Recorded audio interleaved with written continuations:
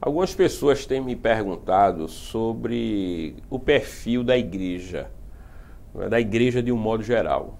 A igreja que é aquela que melhor espelha os princípios, por exemplo, do Novo Testamento.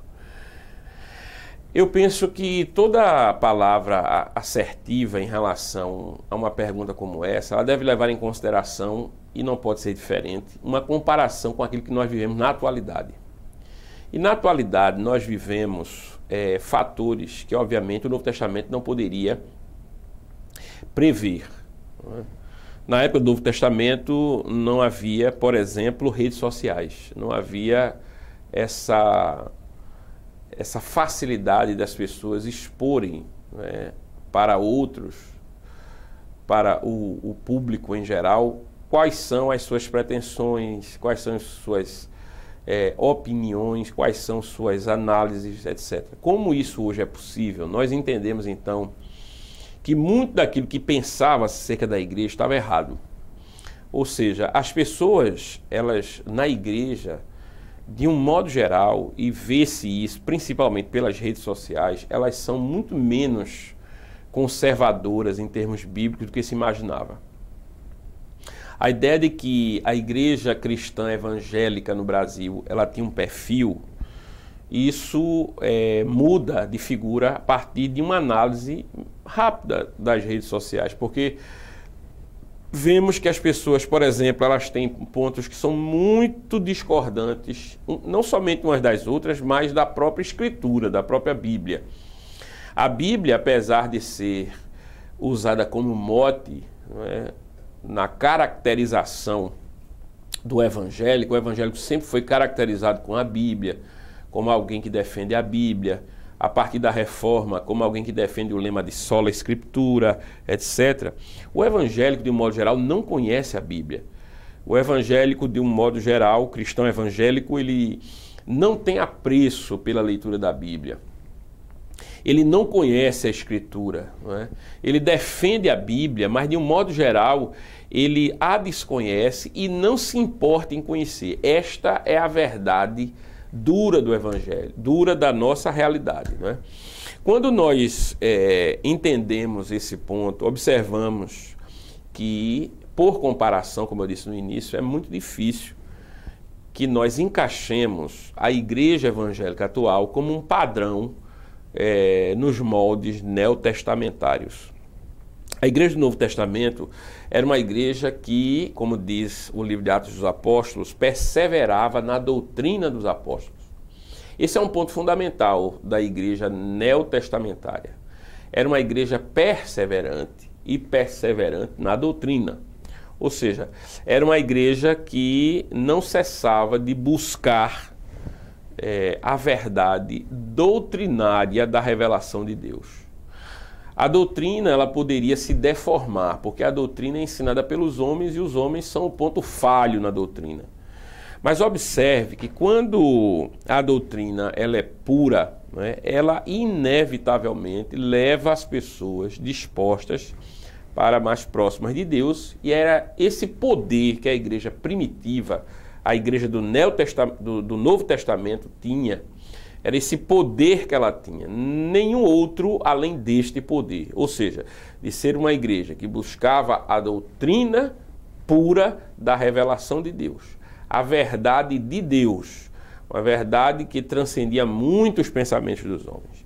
Quando nós olhamos o Novo Testamento, vemos o quão enfático é o próprio Novo Testamento em relação à doutrina. Não é? Se for olhar, por exemplo, as cartas de Paulo, de Pedro, etc., você vai ver que a maior preocupação dos apóstolos não eram preocupações a nível de praxis, de práticas. Essas práticas, elas aconteceriam por dois motivos. O primeiro seria pela desobediência. Não é? Esse era o motivo menos comum. O motivo mais comum era o da ignorância. Ou seja, quanto menos as pessoas conhecessem, mais elas praticariam, obviamente, aquilo que está em desacordo da doutrina. Então, é por isso que o Novo Testamento se preocupa tanto com o ensino, veja, com a doutrina. A doutrina, ela era um ponto-chave né? E aqueles que pregavam contra a doutrina de modo consciente, eles eram anátemas. O Novo Testamento vai dizer que aquele que prega um outro evangelho, por exemplo, lá em Paulo, aos Gálatas, né, logo no capítulo 1, ele vai dizer que aquele que prega um outro evangelho seja anátema. Ao ponto de, como é costumeiro nas cartas paulinas, ele usar até de hipérboles nesse aspecto, né? Ainda que um anjo vindo do céu pregue um outro evangelho, seja anátema. É óbvio que nenhum anjo viria do céu pregar um outro evangelho, né? A não ser que fosse, obviamente, um anjo falso, um demônio travestindo-se de anjo.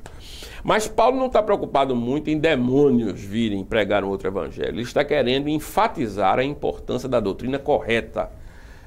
É isso que está se querendo enfatizar, por exemplo, na carta aos Gálatas, quando Paulo diz essas palavras.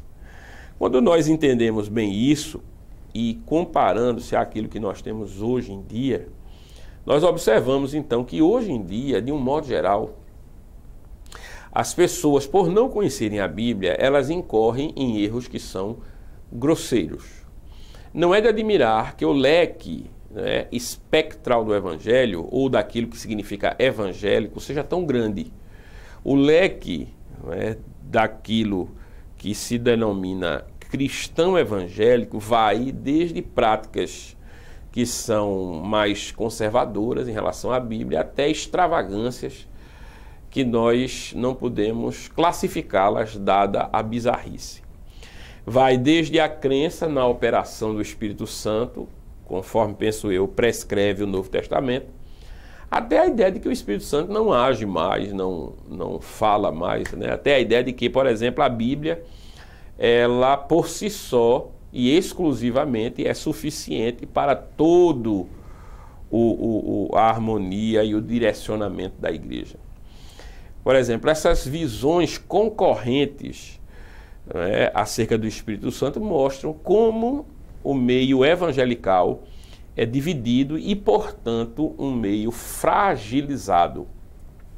Isto acentua-se ainda mais com as questões que são típicas e meramente humanas, como vaidades, questões de poder, brigas por privilégio, por prestígio, questões outras, né, que são camufladas e escondem-se por trás de outras questões que são mais nobres. Então, aparentemente, o que se vê é, nobremente, entre aspas, uma batalha pela pureza do Evangelho, uma luta pelo cuidado com as ovelhas, uma atenção em relação à questão missionária evangelística, mas que muitas vezes esconde apenas e tão somente vaidades, devaneios, ambições humanas. No meio evangélico, então, cristão evangélico, crescem impérios, não é, que muito parecia com os domínios da igreja em um momento pré-católico, não é? Quando você tem bispados ou episcopados concorrentes, não é? Todos lutando por poder e prestígio, cedendo paulatinamente ao episcopado romano, por causa, obviamente, da geografia, né? O imperador estava em Roma, o centro ainda era Roma, e não é de admirar que o bispo de Roma ele fosse paulatinamente adquirindo mais e mais prestígio com o passar dos anos. O que se vê hoje é, portanto, muitas vezes algo menos concêntrico e mais difuso. Ao invés de uma Jerusalém nos moldes do Novo Testamento, o que se percebe é uma Babilônia nos moldes do Antigo Testamento. A Babilônia da confusão, né? De Babel, com linguagens que são tão díspares que elas não podem mais se conciliar. Tudo dentro do grande espectro chamado evangelical. Diante de um quadro como esse, centros de formação, institutos como o nosso, como o IALT, teólogos, trabalhos e esforços que sejam individuais ou coletivos e que andem em conjunto com líderes eclesiásticos que entendem a dificuldade de hoje em dia, eles são absolutamente necessários. Por quê? Porque nós tentamos fazer com que haja alguma convergência em meio a esse Babel, em meio a essa confusão, né? As linguagens, elas tendem a não mais se entrecruzar-se, ou seja, elas não mais se interrelacionam, não há entendimento das linguagens cristãs evangelicais. As correntes se seguem de modo paralelo e cada vez mais díspares, né? Apesar de seguirem paralelamente, porque obviamente nós temos raízes que são comuns no meio evangelical, mas nós não sabemos onde essas correntes irão dar, porque elas vão se distanciando. Duas linhas podem estar paralelas, não é? E estarem juntas ou muito separadas. A tendência no meio evangelical é que essas correntes elas se separem cada vez mais, ao ponto de uma, não ter conhecimento do andamento de outra.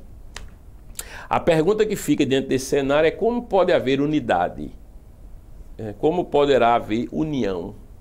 Só pode haver união se houver convergência de interesses. Esses interesses não são, obviamente, escusos materiais, têm de ser interesses espirituais. Esses interesses precisam convergir para que as pessoas compreendam que a separação não somente nos fragiliza, como nos destrói completamente, não é?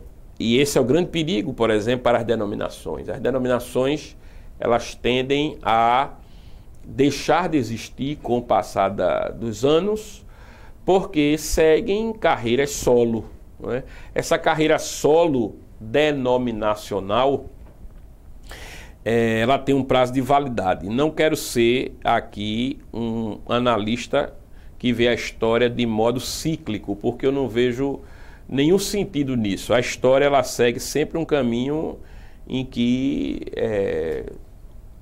variáveis imprevisíveis elas adentram e transformam, às vezes, de um modo absolutamente imprevisível o caminhar da história. Mas, se nós olharmos os exemplos do passado, nós vamos ver que há realmente, em alguns momentos, um tipo de ciclismo na história. E nas instituições históricas, parece-me que há a tendência humana de, nas instituições, vermos, a partir dessas ações, início, meio e fim, recomeço, meio e fim, recomeço, meio e fim, recomeço, meio e fim, como disse um historiador certa vez, chamado Bosch, em que ele entendeu que mais ou menos a vida de uma instituição se dá pelo nascimento, crescimento, engessamento institucional e ruptura. E assim as instituições, elas têm, de certa forma, um modo de vida cíclico, tá certo? O ciclismo, das instituições cristãs evangelicais tem se observado a partir de constantes e ininterruptas rupturas. E essas rupturas denominacionais, elas estão cada vez mais abrangentes e acontecendo em um menor espaço de tempo. Ou seja, enquanto antigamente você via uma instituição tornar-se até internacional ou intercontinental, hoje ela mal deixa o aspecto municipal, entendeu? Regional, e ela já se rompe, ela já se fragmenta. E é como eu disse no início desse vídeo, muito dessa fragmentação provém desse desconhecimento de preceitos básicos da Bíblia e, portanto, da doutrina. É uma análise que eu faço a partir de uma pergunta que se me foi feita e eu penso que nós todos podemos dar a nossa contribuição para que isso não prossiga da maneira que está. Se assim for, o meio evangelical, o próprio nome evangélico, ele será dissolvido em meio à miríade de movimentos. E não significará absolutamente nada daqui a alguns anos. Não é? Evangelical hoje significa um movimento absolutamente difuso e, portanto, confuso. Não é? Um movimento que se difunde de uma maneira absolutamente aleatória, imprevisível, mas que segue mais ou menos regras cíclicas de crescimento, fortalecimento, enriquecimento e fragmentação. E isso é algo extremamente preocupante para aqueles que se importam com a igreja. Aqui eu quero terminar dizendo o seguinte, que o conceito de igreja é muito maior do que o de evangélico. O conceito de igreja é muito mais abrangente. A igreja existia muito antes do conceito de evangélico, que é o conceito moderno. Surge, oriundo da modernidade. O conceito de cristão, ao qual nós estamos nos referindo agora, também, e por quase que osmose, também tende a ser atingido. Observe, se os movimentos cristãos, não somente no seio evangelical, mas no seio católico romano, etc., eles tendem a se dissipar ante a fragmentação institucional, que me parece inevitável, você entenda também que a médio prazo, por exemplo, o indivíduo presente nesse meio, ele não mais terá nenhum tipo de base sólida, porque a doutrina o conceito de doutrina tende a ser reduzido ao entendimento do indivíduo. Ora, esse entendimento do indivíduo, ele será, obviamente, algo destinado à fragmentação ou potencialmente fragmentatório, com muito mais celeridade e rapidez do que em termos de instituição. Quando uma instituição vem se fragmentar, em termos comparativos, os indivíduos se fragmentam em termos de ideia muito mais rapidamente. Então hoje, se a doutrina ficar completamente à mercê dos indivíduos e apenas e tão somente dos indivíduos, sem nenhum tipo de formalismo doutrinário, o que tende a acontecer é que a própria doutrina suma, desapareça, ela própria deixe de existir.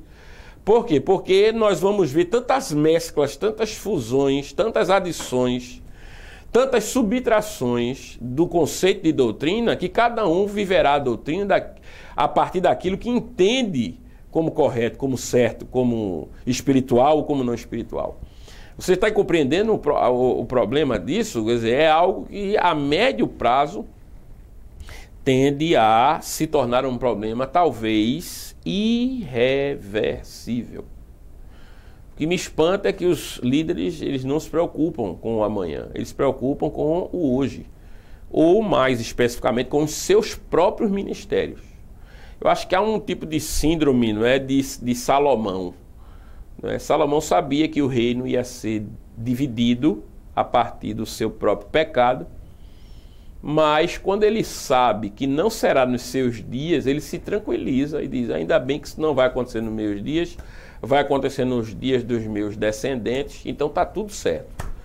Esse tipo de pensamento mesquinho, egoísta, é tudo que nós não devemos ter, porque a preocupação não é somente com o hoje, é com o amanhã. A igreja precisa estar amanhã alicerçada, balizada e com condições de continuar existindo. E a preocupação, portanto, deve surgir hoje, com a geração de hoje, com o tipo de legado que ela deixa para as futuras gerações. É por isso que o zelo doutrinário correto é absolutamente fundamental, para que outras gerações elas tenham também acesso àquilo que nós tivemos. E a informação não se perca. Líderes hoje que avultam-se, que têm notoriedade, que crescem a partir de seus próprios ministérios com alcances variados, esses líderes eles precisam ter consciência de que o que eles estão fazendo não é principalmente para o hoje, Até porque o hoje está passando com muita rapidez, né? Nós, quando falamos da atualidade, dependendo do que se fala, a atualidade é um espaço que antes era de mais ou menos 10 anos, hoje são 5, amanhã 4, 3, 2, 1 ano, a atualidade daqui a pouco serão meses. Quando falamos assim, na atualidade, nós não estamos falando de algo, na contemporaneidade, nós estamos falando de algo que existe no espaço de meses. Tá certo? Então, é importante que nós nos atentemos, você que é líder, atente-se para isso, tá certo? Então, eu espero que com essas palavras tenha ajudado a elucidar não somente a quem me perguntou, mas as pessoas que, porventura, tenham interesse em saber sobre os rumos da igreja, o que é a igreja, para onde nós caminhamos, o que deve ser feito, né? Eu, de certa maneira, tenho tentado o máximo possível dar essa contribuição e trabalhando juntamente com líderes sérios, não é? Que compartilham dessa mesma preocupação que eu tenho.